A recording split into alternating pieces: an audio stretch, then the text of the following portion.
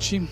É uma alegria podermos voltar aqui ao UNASP para, de certa forma, dar prosseguimento a uma programação que tem sido uma bênção na vida de muitas pessoas, que são essas vigílias com foco na escatologia, nos eventos finais, porque com certeza as pessoas, nós temos percebido realmente que a grande esperança, a nossa bem-aventurada esperança da volta de Jesus realmente se aproxima. Como é bom saber que temos na Bíblia uma lâmpada segura, um caminho traçado, um script já antecipado, basta estudá-la para saber realmente por onde estamos caminhando. Então, como já foi dito, os temas dessa noite são baseados no livro Preparação para a Crise Final. A CPB tem livros muito bons, materiais muito bons com respeito ao tema da escatologia. Eu tenho aqui também comigo esse clássico, Eventos Finais, de Ellen White, um livro que merece a nossa atenção. Se já leu, você pode reler, reestudar, claro, tendo sempre como parâmetro a Bíblia Sagrada, a Palavra de Deus. Nós temos estudado também nesses tempos aí Apocalipse, os livros proféticos como Daniel, e tem sido uma bênção, mais uma vez, revisitar essas profecias e perceber realmente o tempo que estamos vivendo.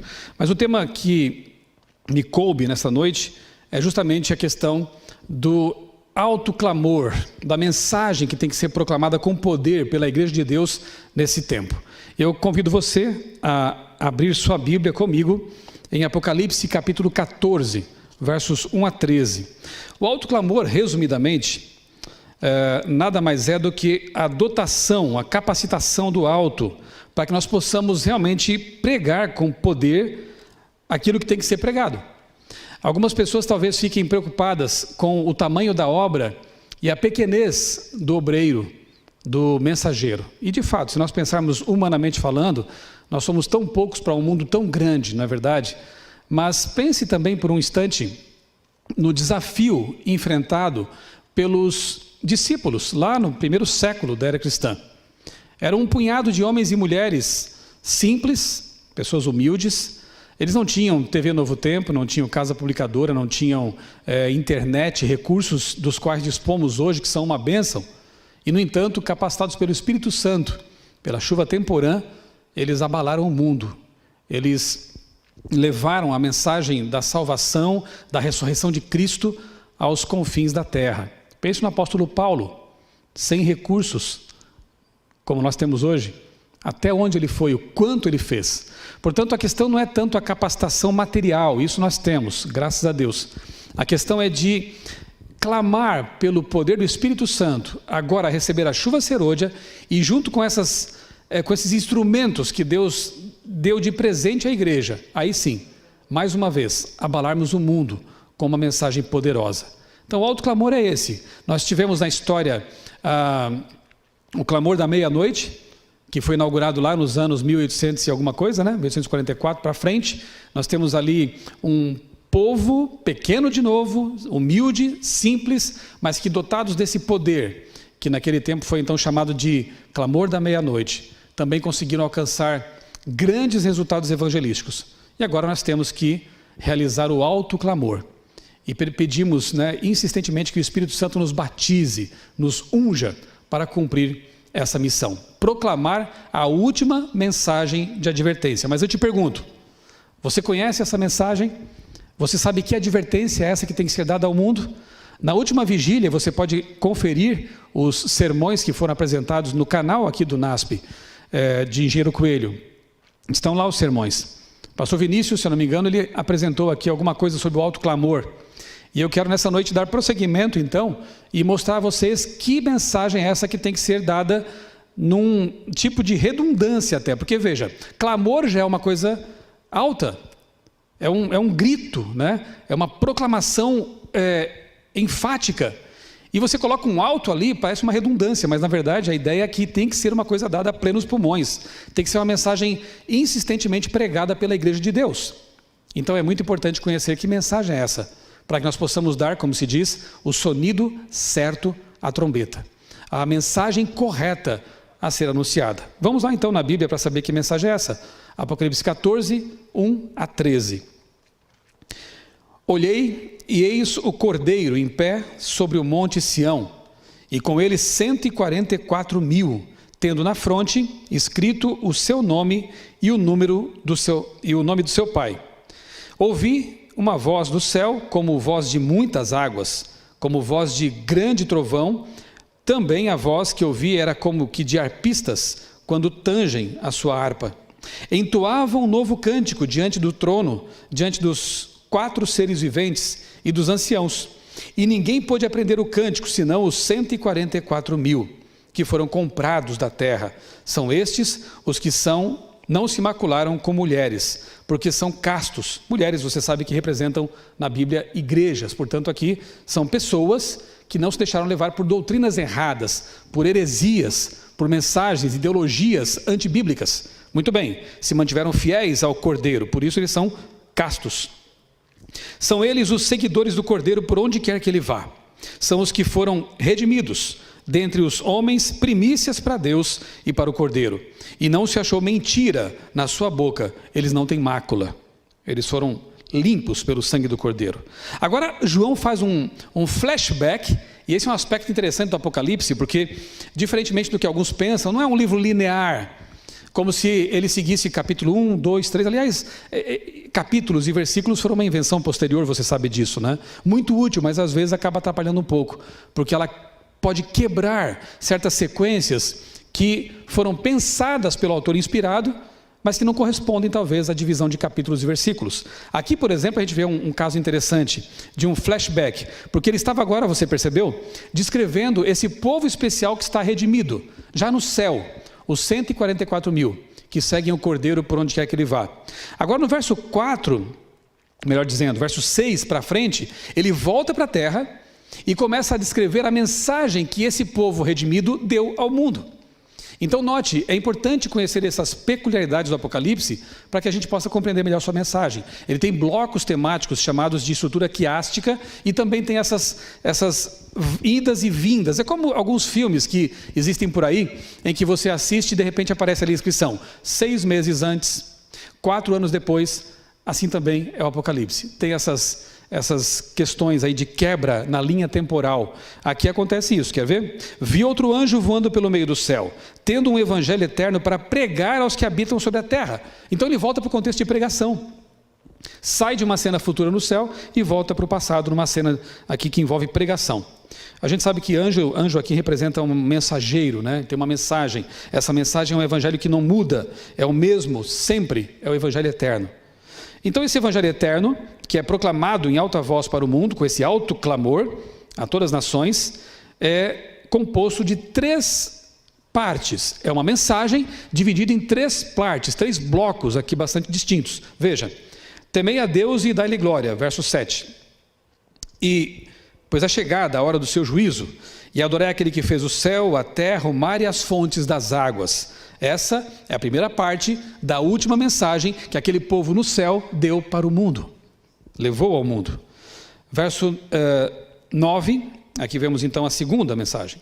Seguiu-se outro anjo, o segundo, dizendo, caiu a grande Babilônia, que tem dado a beber a todas as nações do vinho, da fúria da sua prostituição. Seguiu-se a eles um outro anjo, o terceiro dizendo em grande voz, se alguém adora a besta, a sua imagem e recebe a sua marca na fronte ou sobre a mão, também esse beberá do vinho da cólera de Deus, derramado sem mistura do cálice da sua ira, e será atormentado com fogo e enxofre na presença dos santos, e assim continua o relato. E no fim, no verso 12 é dito assim, aqui está a perseverança dos santos, aqueles que eu já falei para vocês, que já estão lá no céu redimidos. Aqui está a perseverança dos santos. Quem são eles? Os que guardam os mandamentos de Deus e têm a fé em Jesus. Esse é o povo de Deus, aqueles que são fiéis aos mandamentos de Deus, aqueles que procuram seguir aquilo que Deus orientou por meio de sua palavra. Portanto, as 3 mensagens angélicas, elas são assim chamadas, né?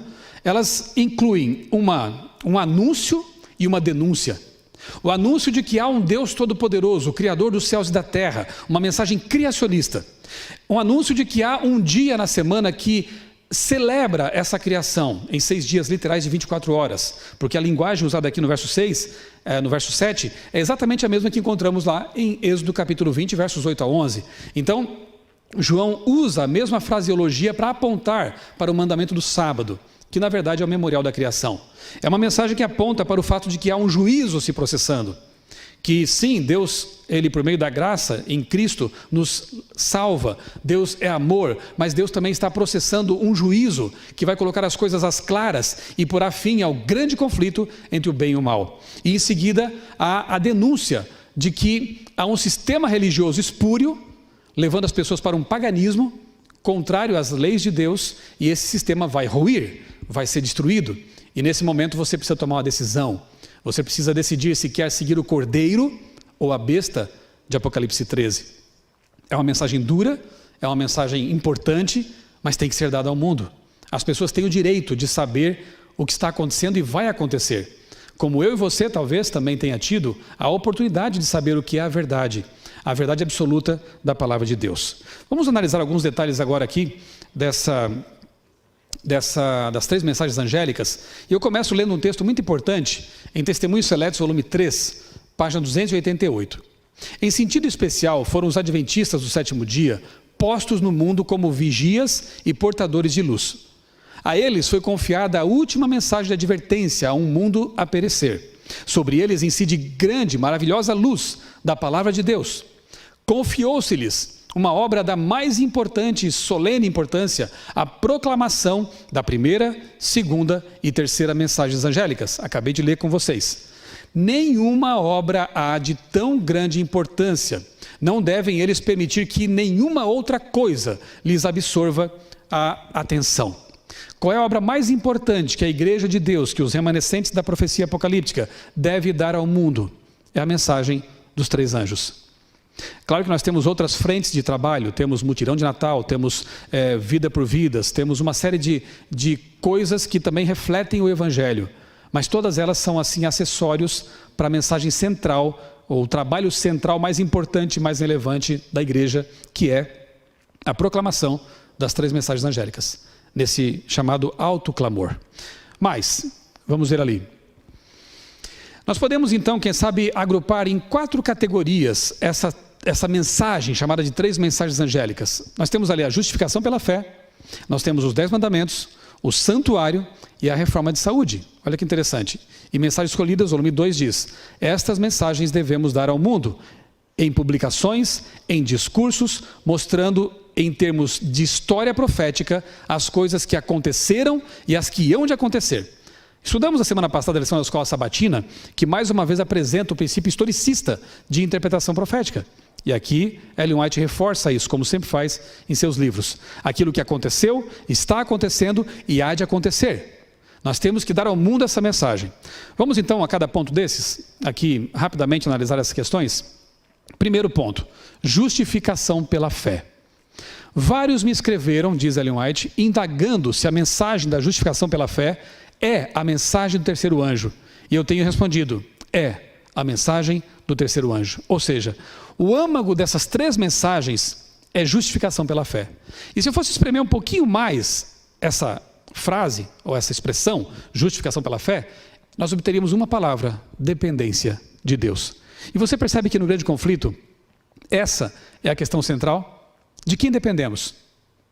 Dependemos de Deus para tudo, entendendo que sem mim nada podeis fazer, como disse Jesus, ou achamos, seguindo as 2 mentiras sobre as quais eu falei na última vigília, né? Que nós podemos ser imortais, podemos ser deuses, podemos fazer e acontecer por nós mesmos. Essa é a questão. O diabo lá no Éden introduziu a mentira, a falsidade de que o ser humano poderia não só viver para sempre, por si só, como poderia ser um Deus, um próprio Deus, buscar algo dentro de si, quando só encontra o vazio.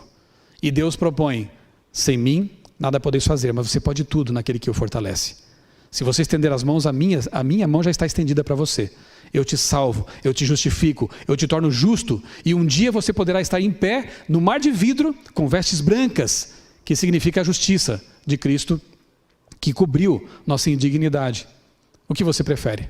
Então, antes de falar de 3 mensagens angélicas e de outros tópicos quaisquer, nós temos que entender que o âmago delas é a justificação pela fé. Nós temos que pregar ao mundo que existe um Cristo que morreu na cruz e salva as pessoas que o buscam de todo o coração. Nada mais faria sentido se não pregássemos isso, não é verdade? O que vem depois, santificação, conhecimento de profecias, depende de inicialmente você se apaixonar por Jesus, de você aceitá-lo como o Cordeiro de Deus que tira o pecado do mundo. Uma vez que você aceite Jesus como Salvador e Senhor, se apaixona por Jesus, aí tudo mais se torna maravilhoso.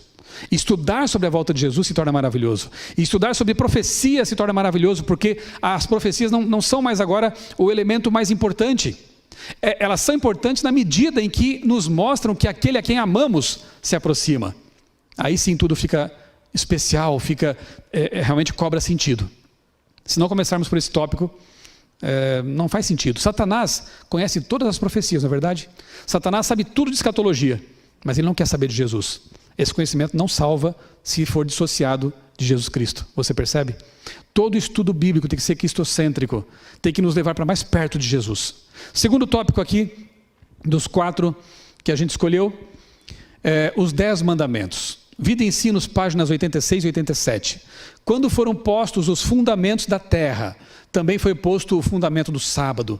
Foi-me mostrado que se o verdadeiro sábado houvesse sido guardado, jamais teria sido havido um incrédulo ou ateu. Por quê? Porque o sábado aponta para o Criador. A observância do sábado teria preservado da idolatria o mundo. Foi mostrado que o terceiro anjo que proclama os mandamentos e a fé de Jesus representa o povo que recebe essa mensagem e ergue a voz de advertência ao mundo para que guarde os mandamentos de Deus e a sua lei como a menina dos olhos. E em resposta a esta advertência, muitos abraçariam o sábado do Salvador, de Deus o Criador. Então, justificação pela fé se segue a uma resposta de amor àquele que nos justificou, àquele que nos salvou. Senhor, o que queres que eu faça? É a sequência de ações que Jesus protagonizou quando perdoou aquela mulher surpreendida em adultério. Eu não te condeno, você está perdoada, mas vai e não peques mais. Justificação e santificação. E santificação envolve obediência. Uma obediência voluntária, em reconhecimento ao Deus que nos ama e que quer o nosso melhor. Na verdade, a lei de Deus, ela foi estabelecida pelo mesmo Deus que criou as leis da física, por exemplo. Eu poderia, por exemplo, quem sabe, subir aqui nessa estrutura da igreja, me atirar de cima e dizer, eu vou desafiar a lei da gravidade. Mas eu me quebraria bonito, né? Eu me machucaria com isso. Eu sou livre para desobedecer às leis de Deus? Sou. Mas eu sou escravo das consequências dessa escolha. Então, o mesmo Deus que estabeleceu as leis que regem o universo e que mantém a realidade funcionando, coesa, harmônica, é o Deus que estabeleceu leis morais, leis de saúde. E você é livre para obedecê-las ou transgredi-las. Se você obedecer, curiosamente, dá tudo certo. Você é feliz, você tem uma vida mais longa, mais plena, vida abundante, como disse Jesus. Se você transgredir, as consequências também vêm. Então, a obediência aos mandamentos de Deus faz parte da mensagem que tem que ser proclamada neste momento da história. Nós precisamos ver nosso Senhor não só como Salvador, mas como Senhor também. Aquele que diz, se me amais, guardareis os meus mandamentos. Vamos aí para o terceiro ponto. O santuário. Evangelismo, página 695. Deus confiara a seu povo uma obra a ser executada na terra. A terceira mensagem angélica devia ser dada. A mente dos crentes se dirigida ao santuário celestial, onde Cristo entrara para fazer expiação por seu povo. Nós temos que mostrar ao mundo que Jesus continua trabalhando em nosso favor. Nós temos que mostrar ao mundo que um sistema espúrio de uma religião paganizada tentou usurpar esse ministério sumo sacerdotal de Jesus. Claro que não consegue fazer isso, mas tentou tirar da mente das pessoas essa verdade maravilhosa, de que Cristo está no seu santuário, realizando um trabalho muito importante em favor dos seres humanos. Um sacerdócio real e ao mesmo tempo um julgamento, como diz ali no texto que nós lemos a princípio aqui, em Apocalipse 14. Né? Essa mensagem tem que ser conhecida. A verdade do santuário celestial. Se você estudar, por exemplo, o livro de Hebreus, você percebe que todo o tempo Paulo está chamando a atenção daquele povo para o fato de que as realidades terrenas eram sombra apenas daquilo que é a verdade, o ministério verdadeiro de Jesus lá no santuário celestial. Estude, entenda esse assunto, é muito importante. E o ponto quarto ponto aqui da nossa sequência, reforma de saúde. Conselhos sobre o Regime Alimentar, página 32. A reforma de saúde, foi-me mostrado, é parte da terceira mensagem angélica e está com ela tão intimamente relacionada como o braço e a mão com o corpo humano. O povo de Deus não está preparado para o alto clamor, percebe? Da terceira mensagem angélica.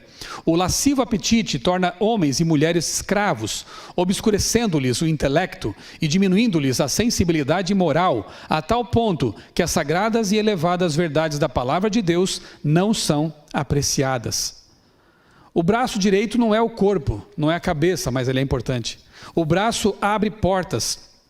O braço é útil. Assim como a mensagem de saúde não é a coisa mais importante que deve ser pregada ao mundo, mas ela faz parte, está ligada com essa mensagem última que tem que ser pregada no mundo. E por que é importante falarmos de saúde?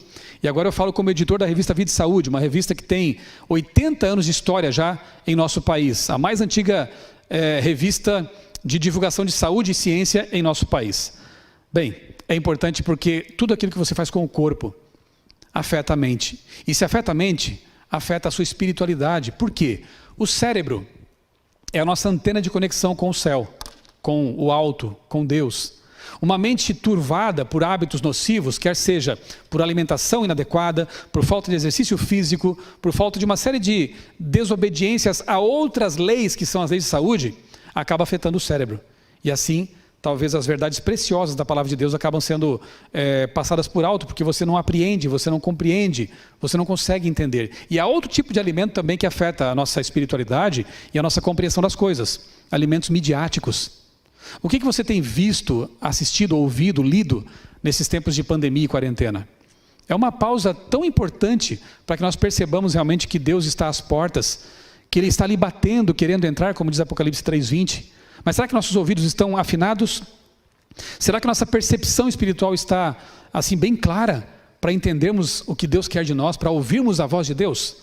Por isso que é importante que, junto com essa mensagem especial para o mundo, nós também preguemos por palavra e exemplo que precisamos cuidar de nossa saúde, para que possamos ter mais condições de entender aquilo que Deus quer nos apresentar. Eu quero, concluindo aqui, apresentar a vocês um breve testemunho, vivido por mim mesmo.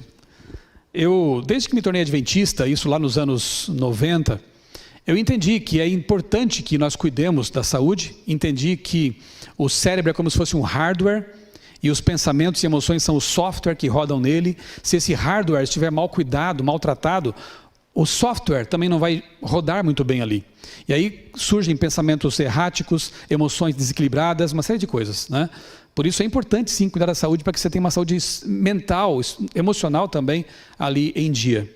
Bem, eu me converti, mudei minha alimentação, abandonei certos artigos que eu consumia com frequência antes de conhecer essa mensagem, mas havia um ponto que eu negligenciava porque não gostava disso: exercício físico. E olha que meu pai é jogador de futebol, até hoje joga. E eu não gostava de suar. Não gostava. Meu passatempo era o seguinte: eu passava o dia inteiro lendo textos, escrevendo textos na CPB, e voltava para casa, queria relaxar. Relaxar para mim é deitar e ler um livro. Eu cuidava, fazia assim a manutenção do peso, comendo pouco e evitando certos alimentos, mas negligenciava esse ponto, achando que eu era jovem e ia conseguir levar as coisas por muito tempo assim. Uns 5 anos atrás, mais ou menos, eu comecei a ter pensamentos negativos, desânimo. Até ir para o trabalho, para mim, estava sendo um peso, mesmo gostando do meu trabalho. E eu fui fazer, então, alguns exames médicos, e uma médica, olhando nos meus olhos, disse o seguinte: eu que sou editor da Vida e Saúde, ela disse assim: você precisa fazer exercício físico. Eu saí envergonhado do consultório, obviamente, porque eu sabia disso. E ao mesmo tempo eu sentia Deus me impressionando para fazer isso. Impressionante. Era algo muito claro: você precisa fazer exercício físico. Era uma manhã de julho, frio. Eu acordei 5 da manhã. Por que eu acordei essa hora? E qual foi o argumento final de Deus comigo? Eu reclamava dizendo o seguinte: Senhor, eu chego em casa cansado, eu quero ficar com a minha família, passei o dia inteiro trabalhando, eu quero ficar em casa com a minha família, relaxar, descansar. E mais, eu acordo bem cedo já para fazer o Reavivados por sua palavra, para ler a Bíblia, para orar. Que horas eu vou reservar, que momento eu vou reservar para exercício físico? Sabe o que Deus me disse? Você pode caminhar e falar comigo. E eu pensei, é verdade. Não tenho mais desculpas, né? Então acordei 5 da manhã, coloquei meu único par de tênis, eu só tinha isso mesmo, não usava, e fui para a rua caminhar. Dei uma volta no quarteirão. Me senti meio estranho, escuro ainda, sozinho na rua. No segundo dia, era Deus mandando, eu fui de novo, mesmo achando estranho aquilo. Terceiro dia, já comecei a gostar. Aquela brisa gostosa, fresca da manhã. E o sol, enquanto nascia, eu estava ali conversando com meu Deus. Às vezes colhia flores no caminho, deixava no criado mudo para minha esposa antes de ir para o trabalho. Estava sendo bom demais aquilo. Com o tempo eu comecei a correr. Depois a minha irmã me deu aí uns DVDs de exercício funcional e mudou completamente a minha vida. Os pensamentos negativos desapareceram, minha disposição passou a ser outra e a percepção das coisas também se tornou diferente. Eu quero apelar para você seguir de maneira equilibrada, sensata, a reforma de saúde. Ela não é o corpo, ela é o braço, mas o braço é importante. O braço nos abre portas, o braço é útil para a causa de Deus. E hoje eu quero ter pernas fortes para perseguição também, sabia? Eu quero ter um corpo saudável para ser o melhor pai, o melhor esposo, o melhor servo de Deus, um pregador da palavra. Cuide-se. Mesmo em tempos de quarentena, não negligencie o cuidado do seu corpo, tá bem? João capítulo 3, ou melhor, terceira carta de João, verso 2, eu encerro com esse texto. Muito carinhoso da parte de Deus. 3 João, verso 2. Não tem capítulo porque é uma cartinha bem pequena, né? Abra comigo ali e veja o amor de Deus expresso numa recomendação inspirada. Eu ouvi essa voz falando comigo. Amado, acima de tudo, faço votos por sua prosperidade e saúde, assim como é próspera a tua alma. Você percebe que Deus está preocupado com a sua saúde espiritual, mas também com a sua saúde física? Você percebe que aqui, nessas leis, estão o carinho de Deus, assim como está expresso nos 10 mandamentos, nas leis que regem o universo, as leis de saúde também revelam o carinho de um Deus preocupado com você. Querido, o meu apelo para você nessa primeira mensagem dessa vigília é poderosa. Vamos até meia-noite aqui buscando o nosso Deus, orientações especiais. É que você se cuide. Deus te criou física, mental e espiritualmente para ser saudável. E sendo assim, você vai poder então receber o Espírito Santo na sua plenitude para levar a mensagem de Deus ao mundo. Conheça a mensagem, viva a mensagem, proclame a mensagem. Você será grandemente abençoado. Que Deus esteja com você, com a sua família e com as reformas que você tem que fazer na sua vida. Amém.